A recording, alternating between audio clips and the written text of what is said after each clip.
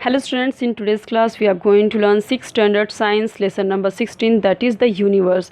So students हम इसमें इसका देखने वाले हैं क्वेश्चन, उसको मैं आपको बताऊंगी सॉल्व करके, उसका आंसर बताऊंगी यहाँ पे। सो ये वीडियो हम इस चैप्टर का वीडियो मैं बना चुकी हूँ, अच्छे से डिटेल में एक्सप्लेन किया है 2 पार्ट में। अगर आपने नहीं देखा होगा ये वीडियो तो ज़रूर देख लेना, उसके बाद आपको ये क्वेश्चन आंसर बहुत ही ईजी लगेंगे, सब कुछ आपको समझ में आ जाएगा ईजिली, खुद से भी कर सकते हो फिर तो।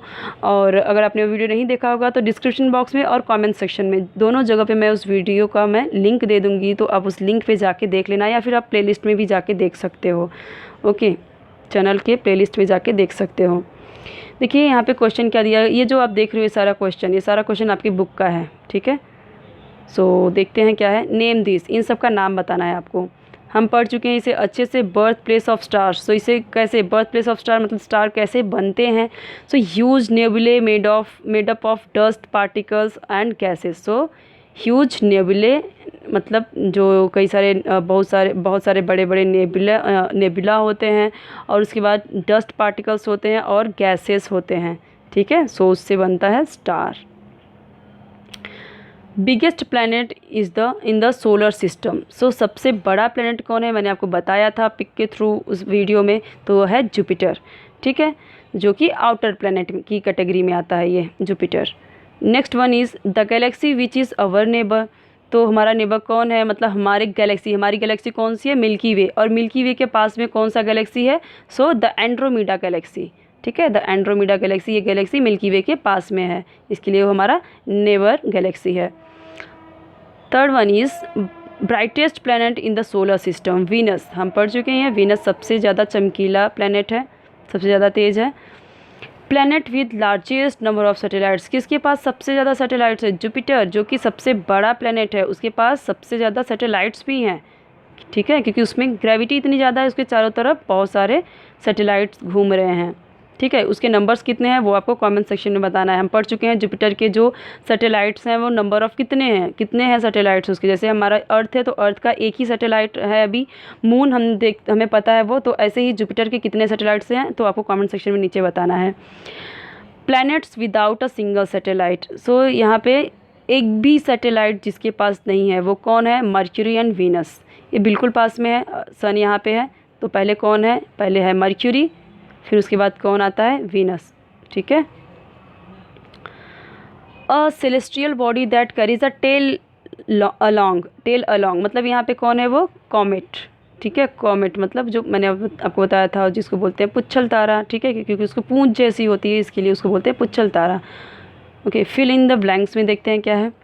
The group of galaxies of which our Milky Way is called local group. Okay, comets are made of frozen matter and dust particles. तो कॉमेट्स का किससे बने हैं, किससे मिलके बने हैं, फ्रोजन मैटर और डस्ट पार्टिकल्स। तभी तो जब सन के पास में आते हैं कॉमेट्स, तो इनका जो फ्रोजन मैटर, जो आइस होता है, मतलब फ्रोजन मैटर का मतलब आइस होता है ना, तो ये आइस पिघलने लगती है थोड़ा थोड़ा, और ये गैस में कन्वर्ट होती रहती है, और फिर इस तरीके से दिखता है। इसके लिए तो बोलते हैं ये, इसको पूंछ है बड़ी सी, ठीक है, इसके लिए फेदरी दिखता है ये। The planet appears as if it is rolling along its orbit. ऐसा कौन सा प्लैनेट था, हमने पढ़ा था कि जो ऐसा इतना ज़्यादा अपने एक्सिस पे टिल्टेड है, जो ऐसा जब वो रोल करता है, अपना रोटेट करता है, तो ऐसा लगता है कि ये रोल कर रहा है, वो कौन सा है, तो Uranus. So the planet appears as if it is rolling along its orbit. D1 is Jupiter is a stormy planet, क्योंकि इतनी ज़्यादा इसकी स्पीड होती है, इसकी वजह से यहाँ पे बहुत सारे स्टॉर्म आते हैं। इतना भारी होने के बावजूद ये अपनी स्पीड में, बहुत तेज़ी से स्पीड में वो रोटेट करता है, रिवॉल्व करता है सन के, इसके लिए ये यहाँ पे बहुत सारे स्टॉर्म आते हैं, इसके लिए इसे क्या बोला गया, stormy planet. Okay, red planet किसे कहा गया है आपको कमेंट सेक्शन में बताना है। The pole star is the best example of a variable types of stars. हम पढ़े थे पोल स्टार एग्जाम्पल है किसका, वेरिएबल स्टार का, ठीक है। हमने कई सारे स्टार के टाइप्स देखे थे ना, उसमें से ये भी था एक variable star. Say if the statement given below are right और wrong, rewrite the statement after correcting them. तो यहाँ पे क्या करना है, यहाँ पे राइट है या रॉन्ग है तो आपको बताना है कि रॉन्ग क्यों है, ठीक है। Venus is the planet closed to the sun. So ये राइट है या रॉन्ग है, तो बिल्कुल रॉन्ग है, क्योंकि पहले सबसे क्या है, मर्क्यूरी है सन के पास में, सो रॉन्ग है। और इसका आंसर क्या है, Mercury is the planet close to the sun, ठीक है, हम पढ़ चुके हैं ना इसे। Mercury is called a stormy planet. Mercury no, अभी मैंने आपको ऊपर में ही बताया कि ये कौन सा है। देखिए यहाँ पे अभी जस्ट मैंने आपको बताया Jupiter is a stormy planet. So यहाँ पे क्या है, मर्क्यूरी तो हो ही नहीं सकता, तो यहाँ पे क्या है, ये रॉन्ग है। So Jupiter is called a stormy planet. Next one is Jupiter is the biggest planet. तो ये राइट है, तो इसका हम सेंटेंस कुछ भी नहीं लिखेंगे, राइट है तो जस्ट राइट है, यहाँ पे हमें नहीं बताना है। लेकिन यहाँ पे जहाँ जहाँ पे रॉन्ग था तो उसे हमें करेक्ट करना था, क्योंकि क्वेश्चन में क्या दिया होता कि उसे वापस से लिखिए, आप करेक्ट आंसर क्या है उसका लिखिए। पर यहाँ पे जब राइट ऑलरेडी है तो उसका हम कुछ भी नहीं लिखेंगे, आंसर जस्ट राइट लिखेंगे। आंसर द फॉलोइंग, अच्छा आंसर क्या है, Jupiter is the biggest planet, तो हाँ हमने पढ़ा ऊपर में। Answer the following, what is the special characteristics of the planet Mars. So क्या कैरेक्टरिस्टिक्स है मार्स की, जो हमारा प्लैनेट मार्स है उसका क्या कैरेक्टरिस्टिक्स है। It is the fourth planet in the solar system. तो फोर्थ है, हमें पता है, पहले सन के पास में क्या होता है, मर्क्यूरी होता है, वीनस होता है, उसके बाद कौन सा होता है यहाँ पे होता है अर्थ। अर्थ के बाद में क्या होता है यहाँ पे आता है अर्थ के बाद में मार्स। ओके, अर्थ उसके बाद में मार्स, तो ये कौन सा हुआ, फोर्थ हुआ। So it is the fourth planet in the solar system. As the soil, second point क्या है इसका, as the soil on Mars contains iron it is colour is reddish. Mars is also called the red planet. Okay, so iron होने की बहुत ज़्यादा मिट्टी में उसके आयरन है, इसके लिए क्या यहाँ पे रेडिश कलर है और इसे रेड प्लैनेट भी बोला जाता है। ठीक है, Mars has 2 satellites, its rotation is about 24 hours and it takes about 1.88 years to revolve around the sun. So Mars के कितने सैटेलाइट हैं, 2 सैटेलाइट्स हैं। ठीक है, और इसका रोटेशन मतलब ये अपने चारों तरफ चक्कर कितने टाइम में लगा लेता है, 24 आवर्स में, ये भी। ठीक है, लाइक किसकी तरह, अर्थ की तरह। ओके, और ये 1.88 ईयर्स लगा देता है सन के चारों तरफ चक्कर लगाने में। The highest and longest mountain in the solar system Olympus Mons is located on Mars. So Olympus जो है यहाँ पे, ओलंपस ये सबसे बड़ा क्या है, एक लॉन्गेस्ट माउंटेन है, बड़ा पर्वत है, लॉन्गेस्ट माउंटेन सबसे बड़ा पर्वत है, जो कि कहाँ पे है, मार्स पे है। और ये कौन सा है, सो ओलंपस मॉन्स इसका नाम है। लॉन्गेस्ट माउंटेन का नाम क्या है, Olympus Mons. What are the types of galaxies. So अलग अलग टाइप्स के हमने देखा था, कितने टाइप्स के थे, तो 4 टाइप्स के वहाँ पे हमने देखा था। Various types of galaxies identified according to their shapes.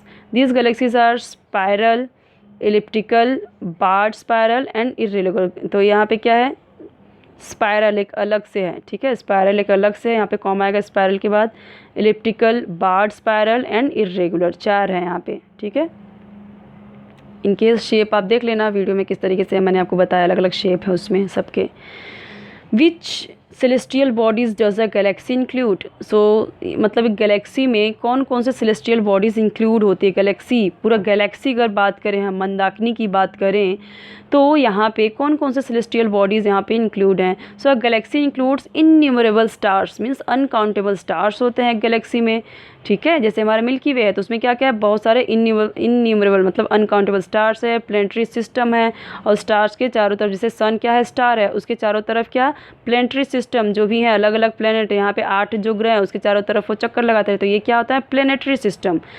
It also includes many other celestial bodies such as cluster of star, nebulae, बहुत सारे nebula, clouds of gases, clouds of dust, dead stars, newly born stars, okay etcetera. ये सभी include होते हैं किस में, galaxy में। Name the different types of stars. So पहला कौन सा हमने देखा था, सन लाइक स्टार्स, जो सन की तरह होता है। These stars can be slightly smaller और bigger than the sun. For example star like Sirius, Alpha Centauri. Second one is supernova star. Okay, these are even brighter and larger than the red giant star. ठीक है, ये red giant star से बड़े होते हैं। Binary और twin star. सो यहाँ पे और एक कौन सा है, बाइनरी और ट्विन स्टार। और यहाँ पे कौन सा है, एक वेरिएबल स्टार्स। एक रेड जाइंट स्टार भी है, वो आपकी बुक में दिया हुआ है, यहाँ पे छूट गया है, तो आप बुक में देखोगे तो आपको वहाँ पे रेड जाइंट स्टार भी मिलेगा। ठीक है, रेड जाइंट स्टार भी आपको लिख लेना है, एक लाइन उसका भी लिख लेना है। ओके, एक लाइन आप उसमें भी लिख लेना।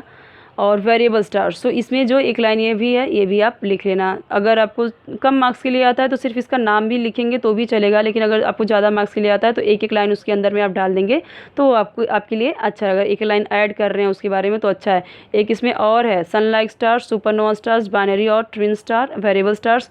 और सनलाइट स्टार के बाद है रेड जायंट स्टार। देखिए यहाँ पे उसे मेंशन भी किया है मैंने, लेकिन वो शायद डिलीट हो गया है, बाय मिस्टेक कुछ हुआ है। तो आप लिख लेना रेड जायंट स्टार को भी, उसे मिस मत करना क्योंकि है वो भी। ओके, सो यहाँ पे देखिए वेरिएबल स्टार्स क्या है। यहाँ पे the luminance and shape of these stars is not stable, they are constantly contracting और expanding, for example Polaris pole star. Okay, so ये क्या होता है वेरिएबल स्टार्स का मतलब, इनकी जो चमक होती है, इनका जो ब्राइटनेस होता है, जो इनका शेप होता है वो स्टेबल नहीं रहता है। They are constantly contracting and expanding, ये बढ़ते और घटते रहते हैं, जैसे कि पोलरिस जो पोल स्टार है उसका एग्जाम्पल है। What are the types of comets and on what basis are they classified.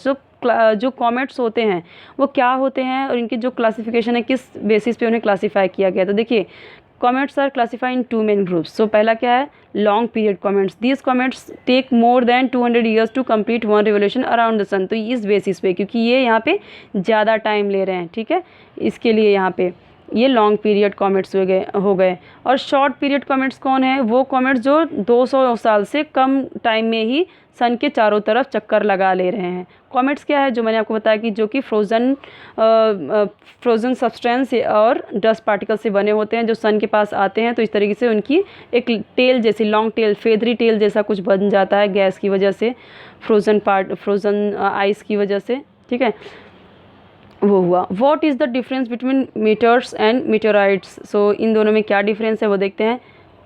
So meteors are rocky pieces originating from the asteroid belt. Asteroid belt में हमने देखा था जो मार्स और जुपिटर के बीच में इस तरीके से बेल्ट होता है, छोटे छोटे वहाँ पे एस्टेरॉयड बेल्ट होते हैं। Smaller rocky pieces get completely burn due to friction with air after the enter the earth atmosphere. Earth के एटमॉस्फेयर में एंटर करने से पहले वो क्या मतलब करते हैं, वैसे ही हवा और उनकी स्पीड में जो फ्रिक्शन होता है, वीडियो में मैंने बहुत अच्छे से एक्सप्लेन किया हुआ है, तो उसमें जो फ्रिक्शन होता है उसकी वजह से पूरी तरीके से बर्न हो जाते हैं, जल जाते हैं, वो होता है मीटर्स। और sometimes the meteors do not burn completely and fall the surface of the earth, these are called meteorites. और यही जो मीटर्स होते हैं वो कभी कभी जलते नहीं हैं, पूरी तरह से जलते नहीं और आके ज़मीन पे गिर जाते हैं इस तरीके से, तो वो क्या होते हैं, वो होते हैं meteorites. Okay, next one is what are the characteristics of the planet Neptune. इसका कैरेक्टरिस्टिक्स भी आपको बताना, जैसे हमने मार्स का बताया। So it is the 8th planet in the solar system. 8 planet है ये सोलार सिस्टम का last. Okay, a season on Neptune last for about 41 years. On this planet winds blow with extremely high speed, ठीक है, बहुत तेज़ी से हवा चलते हैं यहाँ पे। और Neptune has 13 satellites. It takes approximately 16 hours and 11 minutes to rotate around itself and 164 years for 1 revolution around the sun. तो इसके सैटेलाइट्स कितने हैं, 13 हैं, और अपना रोटेशन, ये खुद का रोटेशन यहाँ पे कितने टाइम में लगाता है, 16 आवर्स एंड 11 मिनट्स, 16 घंटे और 11 मिनट्स में ये लगाता है। और इसका जो रिवोल्यूशन, सन के चारों तरफ जो चक्कर लगाता है, यहाँ पे सन और सन के जो चारों चक्कर लगा रहा है, वो रिवॉल्व कर रहा है, वो कितना टाइम है, 164 ईयर्स। बहुत ज़्यादा है ना, क्योंकि बहुत दूर भी है ना सन से, इसके लिए। Match the following group A and B.